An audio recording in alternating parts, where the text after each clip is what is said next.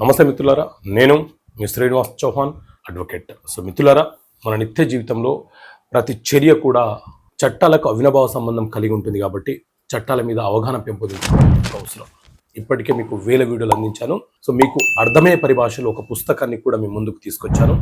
చట్టపరమైన సమస్యలకు పరిష్కారాలు అనే పుస్తకాన్ని కూడా మీ ముందుకు తీసుకొచ్చాను మిత్రులారా. సో ఈ పుస్తకంలో ఏముంది, ఎలాంటి అంశాలు ఉన్నాయి అని అంటే, ఒక ప్రశ్న ఒక జవాబు. ఒక ప్రశ్న గురించి విశదీకరించే ప్రయత్నం చేస్తా.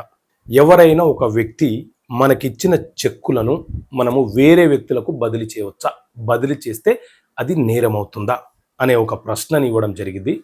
సో దాని సమాధానం కూడా ఈ పుస్తకంలో వివరణ ఇవ్వడం జరిగింది.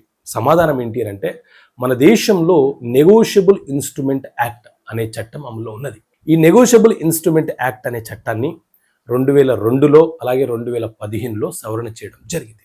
ఇందులోని సెక్షన్ 35 ఏం చెప్తుంది అంటే, ఎవరైనా ఒక వ్యక్తి నమ్మకంతో మనకు ఏదైనా ఒక చెక్ ఇచ్చినప్పుడు ఆ చెక్కుని మనం మాత్రమే ఉపయోగించాలి.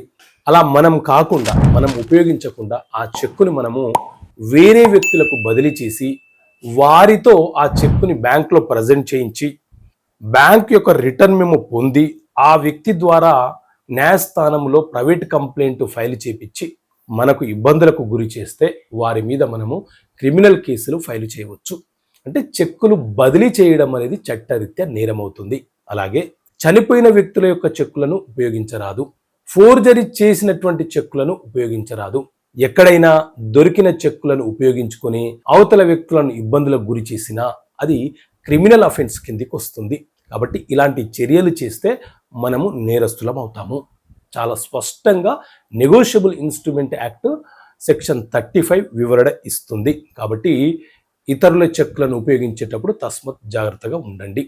సో ఇలాంటి అంశాలను ఈ పుస్తకంలో నేను విశదీకరించాను. ఈ పుస్తకం మీకు కావాలనుకుంటే సో ఈ వీడియో పైన కనిపిస్తున్న నెంబర్కి కాల్ చేసి ఆర్డర్ చేయవచ్చు. మా ఆఫీస్ నుంచే మీకు రిజిస్టర్ పోస్ట్ ద్వారా అందించబడుతుంది. ఓకే మిత్రులారా, థ్యాంక్ యూ. జై హింద్.